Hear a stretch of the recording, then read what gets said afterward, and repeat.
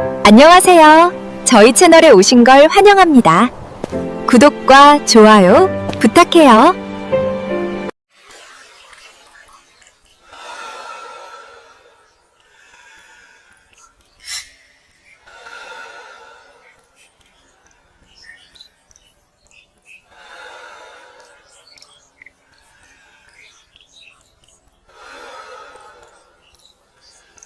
저는 북한 강원도 고성 사람이에요. 이 동네가 금강산 주변에 있는 동네라 아름답디요. 군대들도 많아요. 지금 약초 캐러 갑니다.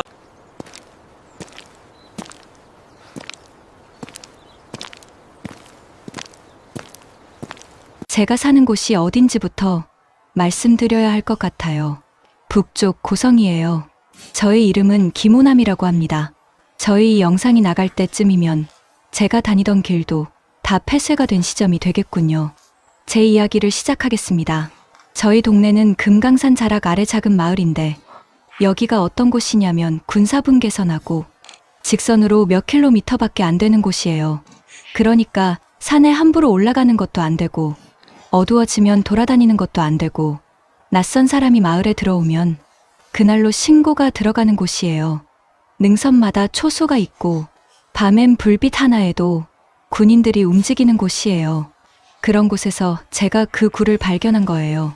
저는 약초를 캐러 산에 자주 올라갔어요. 그게 먹고 사는데 보탬이 됐거든요. 산삼이나 고사리나 송이 같은 걸 캐다가 팔면 조금이라도 보탰어요. 산에 올라가려면 초소에서 허가를 받아야 해요. 어디로 갈 건지, 언제 내려올 건지를 말해야 하고 군인이 판단해서 올려보내줘요. 저는 오래 다닌 사람이라 군인들이 얼굴을 알아봤어요. 그래서 매번 큰 문제 없이 올라갈 수 있었어요. 그날도 그렇게 올라갔어요. 산 중턱쯤에서 멧돼지 발자국을 봤어요. 신선한 거였어요. 저는 올무를 몇 개 갖고 다녔거든요. 덫을 놓을 만한 자리를 찾으려고 발자국을 따라갔는데 발자국이 바위 군락 쪽으로 이어지는 거예요. 바위 사이를 보다가 안쪽에 좁은 틈이 있는 걸 발견했어요. 처음엔 그냥 짐승이 드나드는 바위 틈인가 했어요. 근데 안쪽이 이상했어요. 어두워서 잘 안 보이는데 뭔가 계속 이어지는 것 같은 거예요. 라이터를 켜서 비춰봤더니 굴이었어요. 그리고 벽이 흙이 아니었어요. 갱도처럼 다듬어진 오래된 굴 안에서는 석수가 떨어졌고 어두운 곳에는 괴물이 있는 것처럼 무서웠어요. 이곳은 사람의 손이 가서 만든 굴이 분명했어요. 저는 그 자리에서 나왔어요. 내가 나오는 틈도 바위돌 밑이라 곰이 들어가 있을 법한 굴처럼 보이기도 했어요. 올무 놓는 것도 있고 바위 앞에서 구멍을 메꾸고 앉아 숨을 골랐어요. 우리 동네가 군사분계선 바로 아래는 아니지만 그래도 가깝다고 하는 지역입니다. 사람이 판 굴이 있다는 게 뭔지를 모를 사람이 없잖아요. 이 근처에서 나고 자란 사람이 그걸 알면서 몸이 그 의미를 받아들이는데 시간이 걸렸어요. 초소로 내려오는 내내 아무 생각이 없었어요. 군인이 뭐라고 말을 거는데 제가 뭐라고 대답했는지도 기억이 안 나요. 그 괴물처럼 무서운 땅굴 생각이 났어요. 집에 와서 순이 얼굴을 봤는데 아무 말도 못했어요. 그냥 밥을 먹었어요. 딸애가 앉아 노는 것을 보았어요. 잠자리에 들었는데 잠이 안 왔어요. 그 땅굴을 생각했어요. 그 반듯함을. 사람이 얼마나 오랫동안 얼마나 많이 팠으면 그렇게 됐을지를 생각했어요. 그리고 그게 어디로 이어지는지를 생각했어요. 다음 날 저는 또 산에 올라갔어요. 어제 올무 못 났다고 초소 군인한테 그렇게 말했어요. 군인이 고개를 끄덕이고 올려보내줬어요. 여러분, 이 작은 구멍이 저는 골이 들어가 있는 동굴인 줄 알았시요. 그런데 땅굴이 있었다는 게 처음엔 무섭기도 하고 노랬시요. 그래서 이상하다 싶어서 다시 와봤시요. 올라가서 그 바위 앞에 다시 섰어요. 이번엔 혼자 끝까지 가보기로 했어요. 라이터 들고 들어갔는데 한참을 기어가다가 굴이 조금 넓어지는 구간이 나왔어요. 거기서 앉아서 숨을 고르는데 앞에서 바람이 왔어요. 이 안에서 바람이 온다는 게 뭔지 알잖아요. 저 끝에 출구가 있다는 거잖아요. 끝까지 갔더니 돌로 막혀 있었어요. 틈이 있었고 그 틈으로 빛이 들어오고 있었어요. 저는 그 빛을 봤어요. 오래. 빛이 어느 방향에서 오는지를 봤어요. 남쪽이었어요. 그리고 그 틈으로 귀를 댔더니 바람 소리가 들렸어요. 이쪽 바람이 아니었어요. 냄새가 달랐어요. 바다 냄새였어요. 동해 바다, 남쪽 고성. 바다 냄새가 그 틈으로 들어오고 있었어요. 저는 그 냄새를 맡으면서 눈을 감았어요. 한동안. 내려오면서 초소를 통과할 때 군인이 오늘은 올무났어요. 이러는 거예요. 저는 네 이랬어요. 군인이 고개를 끄덕이고 저는 그 앞을 지나서 마을로 내려왔어요. 그날 밤부터 이걸 어떻게 할 건지를, 신고를 해야 하는지, 다른 선택이 있는지를 혼자 생각하기 시작했어요. 그 생각이 며칠을 이어졌어요. 결론이 뭔지 아세요? 신고를 안 하기로 했어요. 언제 그 결심이 됐는지는 모르겠어요. 어느 날 자고 일어나니까 그렇게 돼 있었어요. 열흘을 혼자 품고 있었어요. 그 열흘이 얼마나 긴 열흘이었냐면 밥을 먹다가 멈추고 잠이 들려다가 깨고 순이가 말을 걸면 처음 몇 마디를 못 듣고 그러다 순이가 왜 그래요? 이러면 아무것도 아니야 하고 넘기고 그게 반복이었어요. 이 무게가 혼자 들기엔 너무 큰 거였는데 그렇다고 아무한테나 말할 수 있는 게 아니잖아요. 이 동네에서 말이 새나간다는 게 뭔지를 저는 알거든요. 보이부 귀가 어디까지 닿아 있는지를. 입 하나. 잘못된 것 때문에 어느 날 아침에 사람이 사라지는 걸 본 적이 있거든요. 그러니까 이 말을 꺼낼 수 있는 사람은 순이밖에 없었어요. 그래서 열흘이 걸린 거예요. 말을 꺼내기로 한 날 저녁에 저는 일부러 늦게까지 밖에 있었어요. 뭔가를 고치는 척하면서 날이 어두워질 때까지. 이 동네가 어두워지면 군인들 순찰이 시작돼요. 능선마다 불빛이 움직이고 멀리서 군화 소리가 들리기도 하고 개가 짖으면 그쪽으로 불빛이 향하기도 하고 그 소리들을 들으면서 저는 마당에 서 있었어요. 오늘 밤에 순이한테 말해야겠다고, 더 이상은 안 되겠다고 그 생각을 굳히면서 애가 잠든 걸 확인하고 순이 옆에 앉았는데 말이 안 나왔어요. 어떻게 시작해야 하는지를 열흘 동안 생각했는데 막상 그 자리에 앉으니까 처음부터 막히는 거예요. 순이가 저를 보고 있었어요. 뭔가를 말하려는 사람 옆에 있는 사람의 눈으로. 저는 한참 있다가 나 며칠 전에 산에서 뭔가를 봤어. 이랬어요. 순이가 뭐려? 이러는데 여보, 내가 며칠 전에 땅굴을 하나 발견했어. 내가 한번 들어가 보았는데 분명 오래전에 파놓은 땅굴이라는 게 느껴졌시요. 목소리가 평소랑 같았어요. 저는 굴이야. 근데 자연이 만든 게 아니야. 사람이 판 거야. 이랬어요. 그 말이 끝나는 순간 순이 얼굴이 달라지는 게 느껴졌어요. 표정이 사라진 거예요. 굳은 게 아니라 안으로 들어간 거예요. 생각이 빠르게 돌아가는 얼굴이었어요. 순이가 어느 쪽으로 이어져요? 이렇게 물었는데 목소리를 낮춘 거예요. 의식적으로. 이 방 안에 우리 둘밖에 없는데 목소리를 낮춘 거예요. 저는 그 반응을 보면서 이 사람이 이 말이 뭔지를 바로 알아챈 거구나 싶었어요. 저는 남쪽인 것 같아. 이랬어요. 순이가 아무 말도 안 했어요. 한동안 저는 그 침묵 안에서 순이가 뭘 생각하는지를 읽으려고 했는데 읽히지 않았어요. 순이가 그러는 사이에 밖에서 순찰군인들 발소리가 들렸어요. 멀지 않은 데서 우리 둘이 동시에 그 소리를 들었어요. 아무 말도 하지 않고 그 발소리가 지나갈 때까지. 발소리가 멀어지고 나서 순이가 처음 한 말이 들어가 봤어요? 저는 응, 이랬고 순이가 혼자요? 이랬어요. 저는 응, 이랬고 순이가 몇 번이나요? 이러는 거예요. 저는 2번, 이랬어요. 순이가 잠깐 눈을 감았다가 뜨더니 왜 나한테 말 안 했어요? 이러는 거예요. 화가 난 게 아니에요. 섭섭한 것도 아니에요. 그냥 진지하게 묻는 거예요. 저는 무서워서 이랬어요.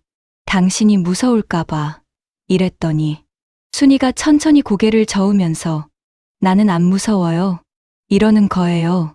그리고 나도 데려가요. 이랬어요. 저는 그 말을 듣고 이 사람이 지금 무슨 말을 하는 건지를 알면서도 다시 확인했어요. 거기 같이 들어가자고? 이랬더니 순이가 응, 이랬어요. 짧게, 흔들림 없이. 저는 그 응 하나를 듣고 잠깐 말을 잃었어요. 이 사람이 이 말이 어떤 말인지 알고 하는 거잖아요. 잡히면 어떻게 되는지를 알고 하는 거잖아요. 이 마을에서 보이부에 끌려간 사람들이 어떻게 됐는지를 우리 둘 다 알잖아요. 그걸 알면서 응, 이랬어요. 저는 잡히면 어떻게 되는지 알잖아. 이랬더니 순이가 저를 보면서 지금도 잡혀 살고 있는 거 아니에요? 이러는 거예요. 그 말이 얼마나 조용하고 단단하게 왔는지 저는 그 말에 아무것도 더 할 수가 없었어요. 그날 밤에 우리 둘이 오래 얘기했어요. 방 안에서 목소리를 죽이고 얼굴을 가까이 맞대고 밖에서는 바람이 불고 가끔 능선 쪽에서 군인들 교대 소리가 들렸어요.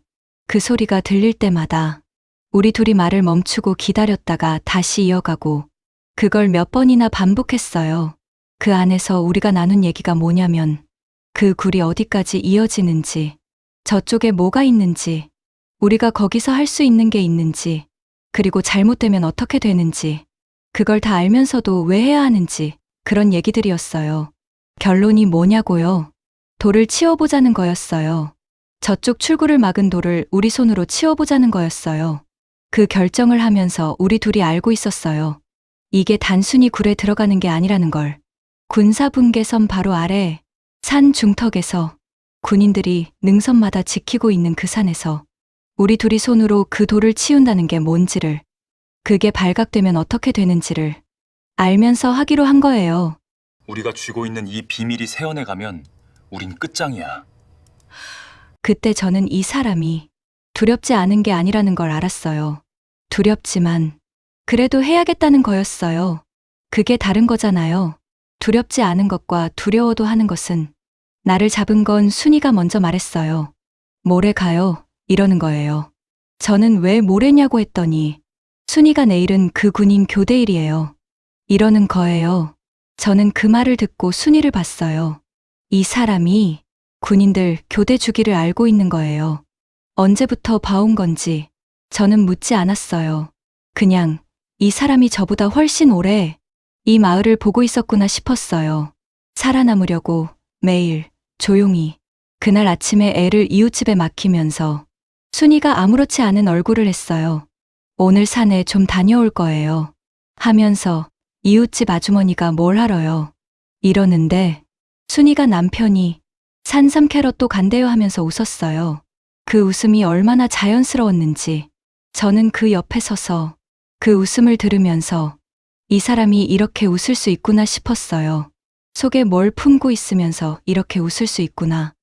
그게 저는 못 됐어요. 저는 그냥 고개만 끄덕였어요.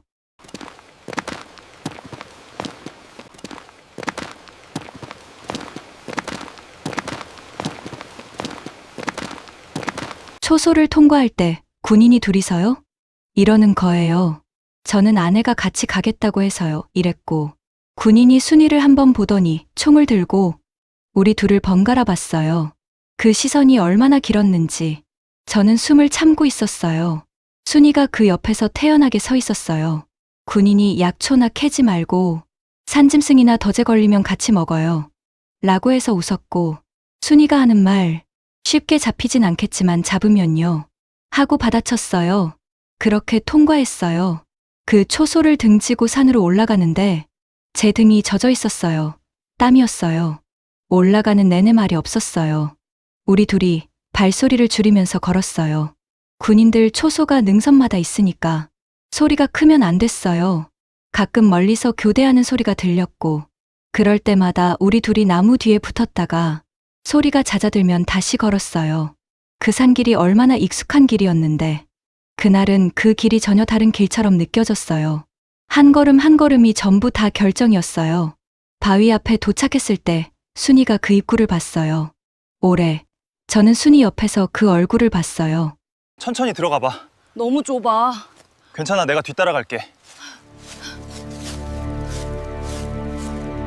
무서운 게 보였어요. 감추려고 하는데 보였어요.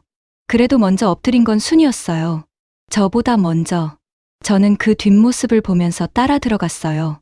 굴 안에서 우리 둘이 어깨를 맞대고 기어가는데 숨소리밖에 없었어요.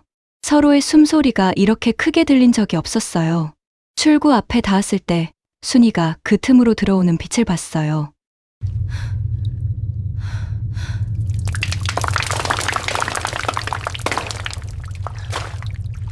그리고 저를 봤어요.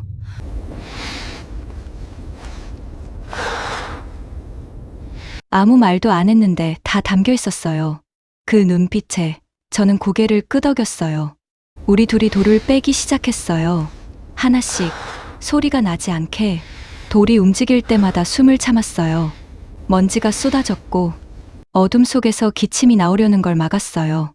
소리 하나가 이 안에서 얼마나 크게 울리는지를 알기 때문에 입을 막고 참고 계속 돌을 빼냈어요. 빛이 들어오기 시작했어요. 처음엔 가늘게, 그러다가 돌이 하나 더 빠지면서 확 열렸어요. 그 빛이 우리 얼굴에 닿았어요. 저는 그 순간을 지금도 기억해요. 그 빛이 얼마나 따뜻했는지. 굴 안이 차가웠으니까 더 그랬을 거예요. 순이가 그 빛을 받으면서 눈을 감았어요. 잠깐, 그리고 뜨더니 저를 봤어요. 그 눈에 뭔가가 고여 있었어요. 저는 못 본 척했어요. 저도 비슷했을 테니까. 저 너머에 뭐가 있을까?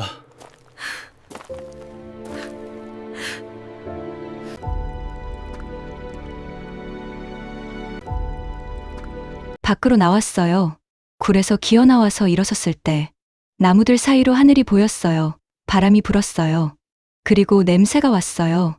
바다 냄새, 동해 바다, 남쪽 고성 바다 냄새가 바람에 실려왔어요.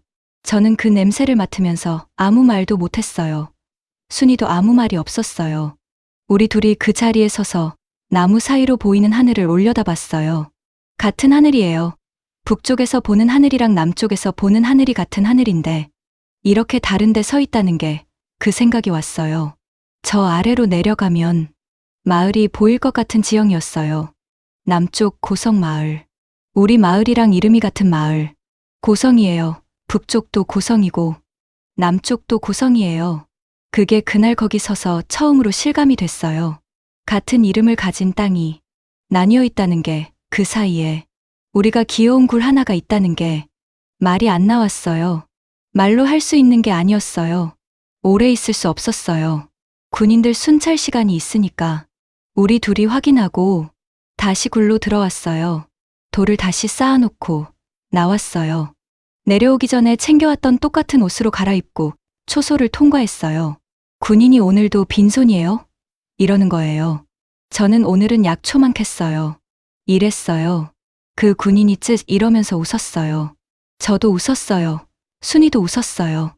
우리 셋이 웃었는데 저와 순이가 방금 어디서 뭘 하고 왔는지를 그 군인은 몰랐겠죠.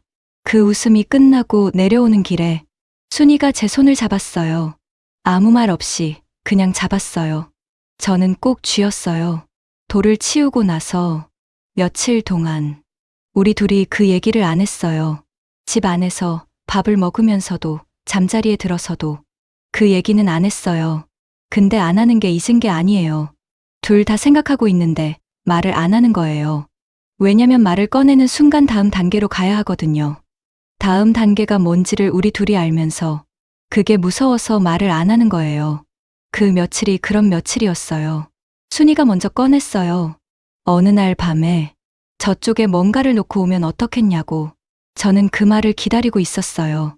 제가 먼저 말하면 제가 이 일을 끌고 가는 게 되는 거잖아요. 순이가 동의한 게 아니라 제가 끌어들인 게 되는 거잖아요.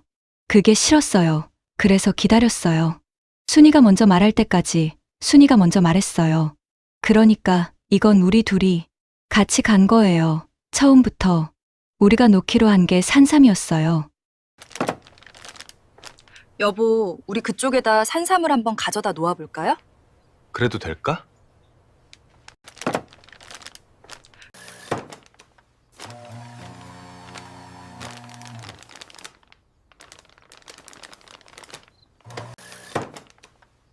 제가 아는 자리가 있거든요. 금강산 자락 깊은데 아버지한테 배운 자리예요. 거기서 나는 산삼이 어떤 건지는 이쪽 사람들이 더 잘 아실 거예요. 저한테는 그냥 산에서 나는 거였는데 저쪽 사람들한테는 그게 다를 수 있다는 걸 어렴풋이 알았어요. 그래서 가장 좋은 걸로 골랐어요. 순이가 묶어줬어요. 정성스럽게. 저는 그 묶음을 들고 굴로 들어갔어요. 혼자. 순이는 밖에서 기다렸어요. 둘이 동시에 사라지면 안 되니까. 저쪽 출구 밖에 그걸 놓고 오는데 그 짧은 시간이 얼마나 길게 느껴졌는지 몰라요. 밖으로 나오는 순간부터 군인들, 눈에 띄면 안 된다는 게 온몸으로 느껴졌어요. 남쪽도 군사지역이에요. 민통선 안쪽이에요. 민간인 출입이 제한된 곳이에요. 그러니까 저쪽에도 군인들이 있는 거예요. 눈에 안 보인다고 없는 게 아니에요. 그걸 알면서 나무 사이에 놓고 최대한 빠르게 다시 굴로 들어왔어요. 심장이 목까지 올라와 있었어요. 사흘 뒤에 가봤더니 없어졌어요. 산삼이 깔끔하게 짐승이 가져간 흔적이 아니었어요. 사람이 가져간 거예요. 저는 그 자리를 한동안 봤어요.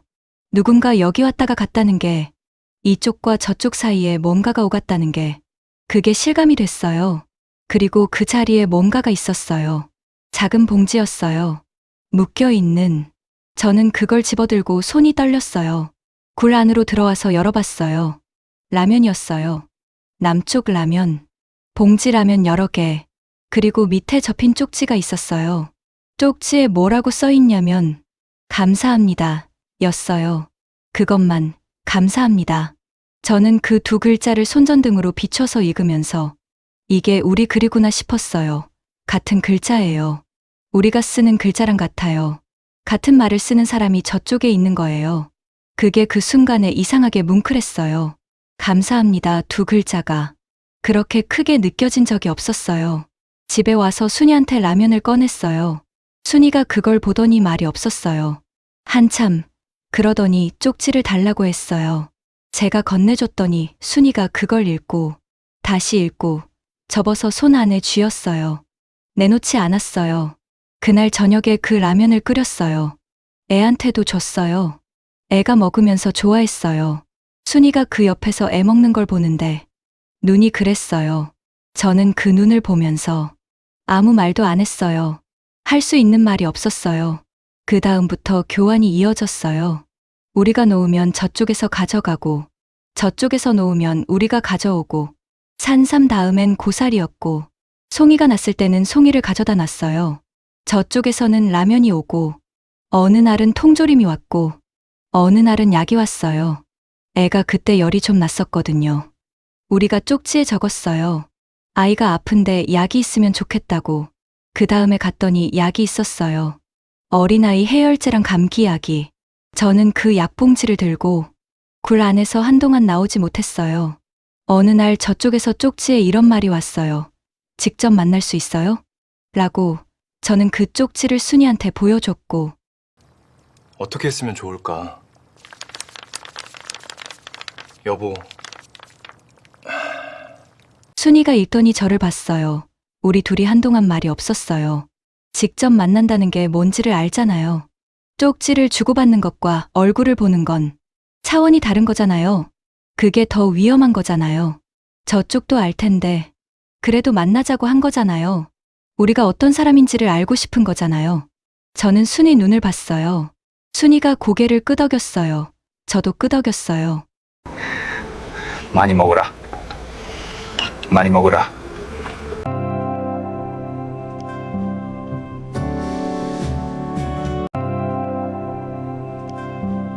그날 아침, 저는 밥을 제대로 넘기지 못하고 있었습니다. 숟가락을 들었다가 내려놓는 동작을 반복하고 있었고, 제 앞에 앉아있는 순이 역시 먹는 둥 마는 둥한 상태였습니다. 우리는 서로 말을 하지 않았지만, 같은 생각을 하고 있다는 걸 알고 있었습니다. 옆에서 밥을 먹고 있는 아이의 모습이 그날따라 유난히 또렷하게 보였습니다. 아무것도 모른 채 숟가락을 움직이고 있는 그 아이가 우리가 지금 무엇을 하러 가는지, 그리고 잘못되었을 때 어떤 일이 벌어질 수 있는지를 전혀 알지 못하고 있다는 사실이 그 순간 더 크게 다가오고 있었습니다. 그 생각은 단순한 불안이 아니라 선택의 무게로 느껴지고 있었습니다. 저는 결국 숟가락을 내려놓았고 아무 말 없이 아이 머리를 한번 쓰다듬었습니다. 그 행동은 말을 대신하는 것이었고 동시에 제가 지금 어디로 가고 있는지를 스스로 확인하는 과정이기도 했습니다. 어제는 군인이 공민증을 보여달라고 하더라고. 어디 갑니까? 공민증 보여달라요.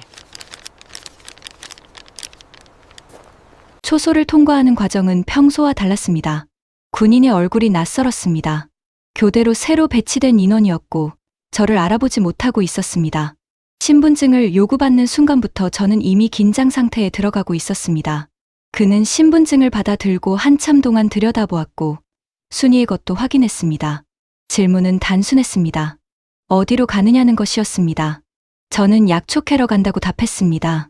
그는 제 몸과 배낭을 한번 보고 다시 제 얼굴을 봤습니다. 그 시선이 어디에서 오는 것인지 저는 알고 있었습니다. 그것은 의심이라기보다는 모르는 사람을 바라보는 시선에 가까웠고 그렇기 때문에 오히려 더 불안하게 느껴졌습니다. 신분증을 돌려받고 초소를 통과한 뒤에도 등 뒤로 그 군인의 시선이 계속 따라오는 것처럼 느껴졌습니다. 중간쯤 올라가서 뒤를 돌아봤을 때 그는 여전히 우리 쪽을 바라보고 있었습니다. 그 장면은 그날 하루 내내 머릿속에서 지워지지 않았습니다. 약속한 장소는 굴출구에서 조금 내려온 지점이었습니다. 나무가 빽빽하게 우거져 있는 자리였고 쪽지에는 정확히 그 위치가 적혀 있었습니다. 우리는 먼저 도착해 있었습니다. 도착한 뒤에도 한동안 아무 말도 하지 않았습니다.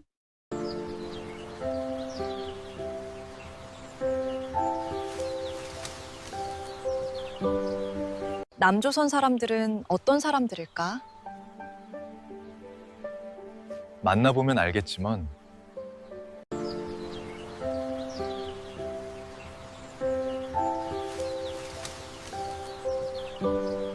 새 소리와 바람이 나무숲을 흔드는 소리만 들리고 있었는데 그 사이로 들리는 작은 인기척 하나에도 우리는 모두 반응하고 있었습니다. 발소리처럼 들리면 군인일 것 같았고 나뭇가지가 부러지는 소리가 나면 심장이 조여오는 느낌이었습니다. 순이는 제 팔을 꽉 잡고 있었고 그 힘이 점점 강해지고 있다는 것을 느끼고 있었습니다. 그 사람들이 모습을 드러낸 것은 우리가 도착한 지 한참이 지난 뒤였습니다. 나무 사이로 먼저 남자의 모습이 보였습니다. 우리와 비슷한 나이 또래였고 그 사람 역시 우리를 발견하고 그대로 멈춰 서 있었습니다. 우리도 움직이지 않았습니다. 서로 일정한 거리를 둔 채 아무 말도 하지 않고 마주 서 있는 상태가 이어졌습니다. 시간이 얼마나 흘렀는지 체감할 수 없을 정도였습니다. 그 남자 뒤로 여자가 모습을 드러냈고 그녀 역시 우리를 보고 멈춰 섰습니다. 네 사람이 그 자리에 서 있었지만 아무도 먼저 말을 꺼내지 못하고 있었습니다. 말이 나오기 전에 먼저 서로의 얼굴을 확인하고 있는 상태였습니다. 그들의 얼굴은 우리와 다르지 않았습니다. 그저 같은 상황에 놓인 사람의 얼굴이었고 무서워하고 있는 표정 역시 우리가 느끼고 있는 것과 다르지 않았습니다. 먼저 입을 연 사람은 남자였습니다. 그는 안녕하세요라고 말했습니다. 그 목소리는 분명히 우리가 사용하는 말이었지만 억양은 조금 달랐습니다. 그러나 의미를 이해하는 데에는 전혀 문제가 없었습니다. 저는 안녕하십니까? 라고 답했습니다. 그 짧은 인사가 오간 뒤 공기가 조금 풀리는 것을 느낄 수 있었습니다. 같은 언어를 사용하고 있다는 사실이 그 순간에는 단순한 공통점 이상의 의미로 다가오고 있었습니다. 여자가 순이에게 눈인사를 건넸고 순이도 그 인사를 받았습니다. 그것은 아주 짧은 교환이었지만 그 순간 이후의 흐름을 바꾸기에 충분한 신호였습니다. 우리는 나무 사이에 몸을 낮춘 채 앉아 대화를 이어갔습니다. 그들은 서로의 마음을 알아갔고 서로의 생활을 이야기했다. 북한 고성사란과 남한 고성사란들의 이야기는 계속되었다. 목소리는 최대한 낮추었고 주변을 계속 살피면서 말을 주고받았습니다. 남자의 이름은 재현이었고 여자의 이름은 미경이었습니다. 재현이 먼저 질문을 했습니다. 여기서 사는 사람이냐는 것이었습니다. 저는 그렇다고 답했고 태어나서부터 이곳에서 살아왔다는 사실을 말했습니다. 그 말을 들은 뒤 재현은 잠시 말을 멈췄다가 자신들도 이곳에서 태어나 자랐다고 말했습니다. 그 말을 듣는 순간 저는 그 사람의 얼굴을 다시 보게 되었습니다. 같은 고성이라는 이름을 가진 장소에서 살아온 사람들이라는 사실이 그때 처음으로 현실감 있게 다가오고 있었습니다. 단지 선 하나로 나뉘었을 뿐 원래는 같은 공간이었다는 감각이 그 자리에서 구체적으로 느껴지고 있었습니다. 미경은 순이에게 아이가 있는지 물었습니다. 순이는 딸이 있다고 답했고 미경 역시 자신들에게도 아이가 있다고 말하며 웃었습니다. 그 웃음은 억지로 만들어낸 것이 아니라 자연스럽게 나온 것이었습니다. 순이도 그 웃음을 받아들였고 두 사람이 짧게 웃음을 나누는 장면이 이어졌습니다. 저는 그 모습을 보면서 이 상황이 무엇인지 다시 생각하게 되었습니다. 군사분계선 바로 위, 군인들이 능선을 따라 배치되어 있는 그 산에서 서로 다른 체제에 속한 두 사람이 아이 이야기를 나누며 웃고 있는 장면이 과연 현실인지 아니면 설명할 수 없는 어떤 틈 같은 것인지 구분하기 어려웠습니다. 재현은 저에게 조용히 질문을 던졌습니다. 무섭지 않느냐는 것이었습니다. 그 질문을 하는 그의 표정에서 그는 이미 같은 감정을 느끼고 있다는 것을 알 수 있었습니다.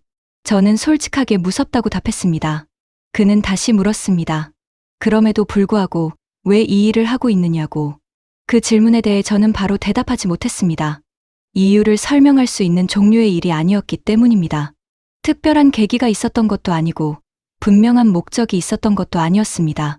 그저 굴이 있었고 그 굴 끝에 사람이 있었으며 그 사람이 같은 말을 사용하는 사람이었고 그렇게 이어지다 보니 여기까지 오게 된 것이었습니다. 저는 그에게 되묻기도 했습니다. 그는 잠시 생각하다가 자신도 이유를 잘 모르겠다고 말했습니다. 그 순간 우리는 서로를 보며 소리 없이 웃었습니다. 그것은 상황을 이해해서 나오는 웃음이라기보다는 설명할 수 없는 지점에 도달했을 때 나오는 반응에 가까웠습니다. 헤어질 시간이 되었을 때 재현은 다음에도 다시 만날 수 있을 것이라고 말했습니다. 저는 고개를 끄덕이며 응답했습니다. 미경은 순이의 손을 잠깐 잡았다가 놓았고 순이는 그 손을 잠시 바라본 뒤 다시 그녀를 바라봤습니다. 두 사람 사이에는 더 이상의 말이 필요하지 않은 상태였습니다. 우리는 각자 왔던 방향으로 흩어졌습니다. 저는 굴 쪽으로 들어가면서 뒤를 한번 돌아봤고 재현 역시 같은 순간에 뒤를 돌아보고 있었습니다. 잠깐 시선이 마주쳤지만 우리는 아무 말도 하지 않았습니다. 그리고 각자의 방향으로 계속 걸어갔습니다. 그날 이후로 저는 같은 산길을 오르면서도 전혀 다른 세상 안으로 들어가는 느낌을 받기 시작했습니다. 예전에는 그 길이 그저 먹고 살기 위한 하루의 일부였고 약초를 캐고 내려오면 하루가 지나가는 그런 반복이었는데 어느 순간부터는 그 길 위에 보이지 않는 시선이 겹쳐져 있는 것 같았고 아무도 없는 것 같은데도 누군가가 어딘가에서 우리를 보고 있다는 느낌이 점점 선명해지기 시작했습니다. 처음에는 그게 제 마음이 예민해진 탓이라고 생각했습니다. 우리가 뭘 하고 있으니까 스스로 겁을 키우고 있다고 생각했는데 시간이 갈수록 그게 단순한 착각이 아니라는 걸 몸이 먼저 알게 되었습니다. 약초를 캐고 내려오는 어느 날이었습니다. 평소처럼 지게를 메고 아무 일 없는 사람처럼 천천히 내려오고 있었는데 초소 근처에 낯선 군인이 서 있었고 그 얼굴은 분명 처음 보는 얼굴이었는데도 이상하게 저를 이미 알고 있는 사람처럼 느껴졌습니다. 저는 그냥 지나가려고 했지만 동시에 몰려오는 공포감.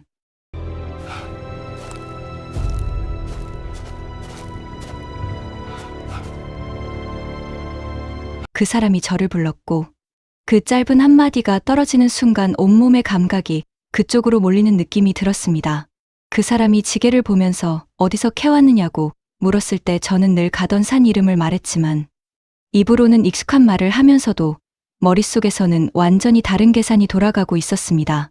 이게 단순한 질문인지 아니면 이미 알고 있는 상태에서 확인하는 건지 그 경계가 너무 흐릿해서 더 무서웠고 그 사람이 한 발짝 가까이 다가왔을 때 눈이 보였는데 그 눈은 궁금해서 묻는 눈이 아니라 확인하려는 눈이었습니다. 저는 그걸 느끼면서도 끝까지 아무것도 모르는 사람처럼 행동해야 했습니다. 그게 더 어려웠습니다. 도망치는 건 쉬운데 모르는 척하는 건 훨씬 더 힘들었습니다. 그날 밤 순이에게 그 이야기를 했을 때 순이는 바로 대답하지 않았고 한참 동안 조용히 듣고 있다가 낮은 목소리로 우리 잠시 멈추는 게 좋겠다고 말했습니다. 그 말이 떨어지는 순간 저는 이미 알고 있었습니다. 우리가 지금 어디까지 와 있는지 그리고 더 가면 어디까지 가게 될지를. 그래서 며칠 동안 굴로 가지 않았지만 오히려 아무것도 하지 않는 시간이 더 견디기 힘들었습니다. 가만히 있으면 생각이 더 또렷해지고 우리가 만났던 사람들 그쪽의 얼굴들이 계속 떠올랐고 우리가 가지 않아서 그 사람들이 어떤 생각을 하고 있을지 혹시 우리 때문에 무슨 일이 생긴 건 아닌지 그런 생각들이 끊임없이 이어졌습니다. 그리고 어느 날 집 앞에 남아있던 낯선 발자국을 봤을 때 저는 그걸 단순한 우연으로 넘길 수 없었습니다. 그 순간부터 어떻게 했으면 좋을까? 여보, 이 일은 이미 우리가 멈춘다고 끝나는 게 아니라는 걸 알게 되었고 그날 저녁 결국 다시 가야 한다고 말했을 때 순이는 망설이지 않고 고개를 끄덕였습니다. 그 눈빛이 처음 굴에 들어가던 날과 같았고 무서워하면서도 멈추지 않는 사람이 가진 눈이었습니다. 다시 산으로 올라가는 날 저는 이미 알고 있었습니다. 이 길이 더 이상 예전의 길이 아니라는 것을 발을 딛는 순간부터 긴장이 몸 안에서 올라오기 시작했고 숨을 쉬는 것조차 의식하게 되었으며 나무숲 하나 스치는 소리에도 몸이 먼저 반응했고 그 반응을 억누르면서 아무렇지 않은 사람처럼 걸어야 한다는 것이 가장 어려웠습니다. 겉으로는 평소처럼 보이려고 애쓰면서도 속에서는 계속 무언가를 계산하고 있었습니다. 초소에 도착했을 때 그 군인이 또 서 있었고 이제는 그 존재 자체가 하나의 벽처럼 느껴졌습니다. 그는 우리가 올 것을 알고 있는 사람처럼 서 있었고 보이지 않는 온몸을 휩쓰는 공포감이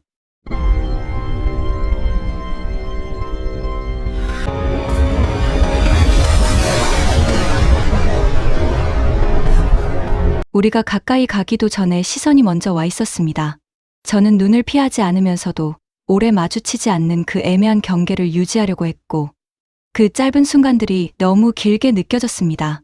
그 사람이 오늘도 올라가느냐고 물었을 때 저는 짧게 대답했지만 그 질문이 더 이상 질문이 아니라 확인이라는 것을 알고 있었고 산길에 들어선 뒤에도 우리는 한참 말을 하지 않았습니다. 서로 같은 생각을 하고 있다는 것을 알면서도 입 밖으로 꺼내지 않았습니다.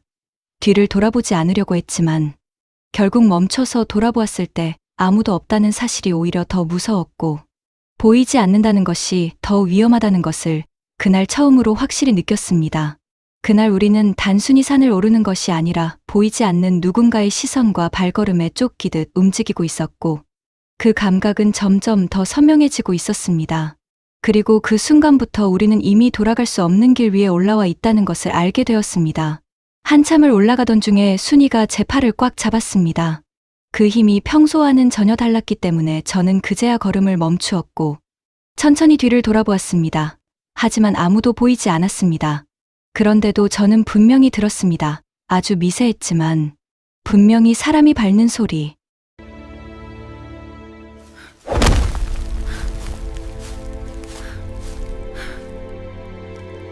멀리서 시작해서 조금씩 가까워지는 느낌이었습니다. 순이도 그 소리를 들은 것이었습니다. 그래서 저를 잡은 것이었고 우리는 아무 말 없이 서로를 바라보았습니다. 그 순간은 말이 필요 없는 순간이었고 동시에 같은 생각이 올라왔습니다. 우리가 쫓기고 있을 수도 있다는 생각이었습니다. 그날 저는 제 숨이 아니라 다른 사람의 숨을 들었습니다. 그리고 그 숨은 점점 더 가까워지고 있었습니다. 우리는 그날 발자국 소리를 들으며 산에서 약초를 캤습니다. 그러나 항상 누군가 지켜본다는 의심은 없어지지 않았고 굴에 다시 들어가기로 한 약속도 지키지 못했습니다.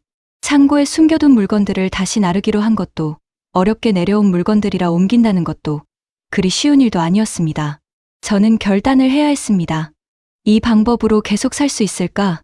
라는 생각이 계속 맴돌았고 라디오를 통해 듣는 남조선 사회와 재현이의 이야기를 통해 들은 자본주의 사회가 더 나음을 시간이 갈수록 더 간절하게 살고 싶은 생각이 나를 더 불안하게 만들었습니다.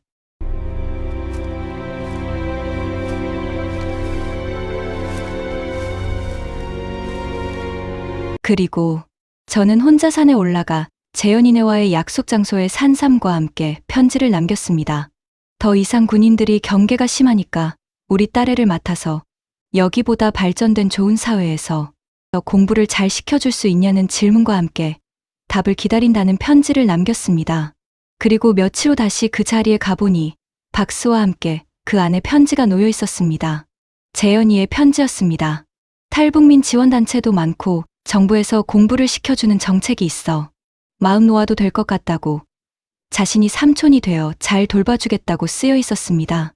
순이와 나는 눈물이 울컥 쏟아지고 밤새 한숨도 못 잤습니다.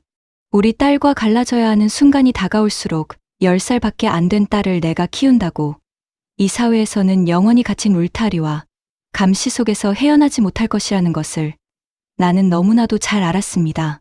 너무 어린 것을 내보내는 일이 마음이 찢어지듯 아팠습니다. 그러나 그 아이의 미래를 생각해야 했습니다.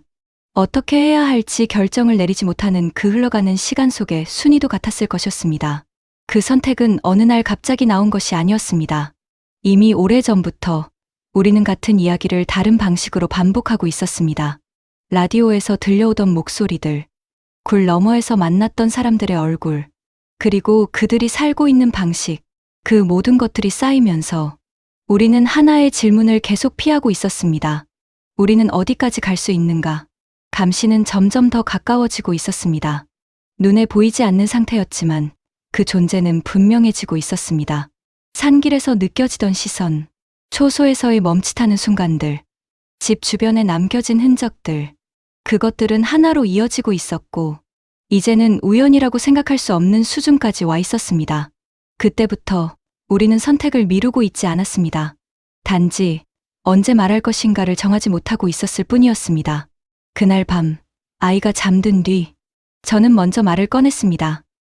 여보, 우리 딸을 위해서 중요한 결정을 내릴 때가 온 것 같소. 길게 설명하지 않았습니다. 이미 서로 알고 있었기 때문입니다. 순이는 한동안 아무 말도 하지 않았고, 그 침묵 안에서 저는 답을 듣고 있었습니다. 그리고 결국 순이가 고개를 끄덕였습니다. 그 순간, 우리는 이미 결정을 내리고 있었습니다. 그 후 직접 다시 만났을 때, 저는 재현이에게 다시 부탁을 했습니다. 말은 길지 않았습니다. 길게 말하면 오히려 흔들릴 것 같았습니다. 아이를 맡아줄 수 있다는 게 힘든 결단인데 그럴 수 있겠냐고. 그 말이 나가는 순간, 재현이는 이 자본주의 사회는 사회적 약자를 배려하는 복지 정책이 좋아서 공부를 잘할 수 있을 거라고 웃으며 대답했습니다. 미경이도 아무 말 없다가 친엄마 같지는 못하더라도 잘 돌봐주겠다고 그녀의 눈에 눈물이 고였으며 내 손을 잡으며 약속한다고 대답했습니다. 순이가 그때 처음으로 말을 했습니다. 군인들의 경계가 심해 우리는 못 가지만 지금 상황에 대해 자세히 설명하는 것도 덧붙였습니다. 그 말은 설명이 아니었습니다. 이미 다 알고 있는 사실을 확인하는 것이었습니다. 그렇게 갈라진 우리는 며칠 후 딸과 헤어져야 하는 날이 다가왔습니다. 아침 밥상이 딸이 좋아하는 음식으로 푸짐했습니다. 딸애는 미소를 머금고 맛있게 먹었습니다. 도시락을 싸고 애가 제일 좋아하는 옷을 입히고 산에 등산 가듯이 작은 배낭을 메고 우리와 약초 캐러 가듯이 일요일 나섰습니다. 어두운 굴로 위험한 곳으로 들어갔을 때 딸애는 울려고 했지만 나의 등에 업히어 간신히 달랬습니다. 엄마와 아빠랑 산에 놀러 온 줄 아는 딸애의 해맑은 눈을 바라보며 오히려 안심도 들었고 이제는 다시 못 본다는 사실 앞에 더 마음이 아파왔습니다. 우리는 아이에게 아무것도 설명하지 않았습니다. 그 아이는 그저 엄마 아빠와 함께 산에 올라왔다고 생각하고 있었습니다. 그리고 잠깐 낯선 사람들과 함께 있는 시간이 생긴 것뿐이었습니다. 순이는 아이를 안고 있었습니다. 평소보다 조금 더 오래, 조금 더 세게 안고 있었습니다. 그리고 조용히 내려놓았습니다. 아이 손을 미경이 손에 넘기는 순간이 있었습니다. 그 장면은 아주 짧았지만 그 안에 우리가 살아온 시간 전체가 들어가 있었습니다. 저는 그 손을 보면서 이게 무엇인지 생각하지 않으려고 했습니다. 생각하는 순간 버틸 수 없을 것 같았기 때문입니다. 재현이가 말했습니다. 잘 키우겠습니다. 그 말은 약속이었고 동시에 우리가 더 이상 할 수 없는 역할을 대신하겠다는 의미였습니다. 저는 고개를 끄덕였습니다. 그게 우리가 할 수 있는 전부였습니다. 우리는 돌아섰습니다. 뒤를 돌아보지 않으려고 했지만 결국 한 번은 돌아보게 되어 있었습니다. 아이는 아직 상황을 이해하지 못한 얼굴로 그 자리에 서 있었습니다. 그 표정이 오래 남을 거라는 걸 알고 있었습니다. 그날 이후로 우리는 다시 예전처럼 살고 있습니다. 같은 집에서, 같은 마을에서, 같은 방식으로. 하지만 하나는 분명합니다. 우리는 더 이상 예전의 사람이 아닙니다. 우리가 알게 된 것들, 우리가 건너다 본 세상, 그리고 우리가 내린 선택, 그 모든 것들이 이미 우리 안에 남아 있습니다. 아이 하나를 보냈습니다. 그 선택이 옳은지 아닌지는 지금도 알 수 없습니다. 하지만 한 가지는 알고 있습니다. 그 아이는 우리가 끝까지 가지 못한 길을 대신 가고 있다는 것입니다. 그리고 그걸로 우리는 충분하다고 생각하고 있습니다. 남한 고성 사람이 북한 고성 사람의 편지를 전하는 이야기였습니다. 시청해 주셔서 감사합니다.